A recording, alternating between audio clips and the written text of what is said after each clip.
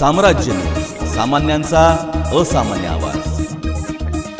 26 जानेवारी हा दिवस महाराष्ट्रासह संपूर्ण देशात प्रजासत्ताक दिन म्हणून साजरा केला जातो। या दिवशी देशात सर्वत्र शालेय विद्यार्थ्यांना सार्वजनिक सुट्टी दिली जाते।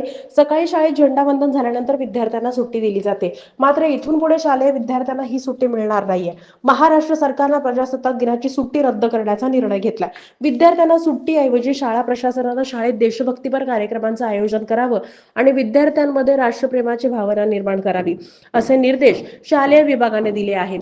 यामुळे यापूर्वीपासून महाराष्ट्रात शालेय विद्यार्थ्यांना प्रजासत्ताक दिनाची सुट्टी ही मिळणार नाहीये। याऐवजी त्यांना शाळेतील विविध कार्यक्रमांना आणि स्पर्धांना उपस्थित राहावं लागणार आहे।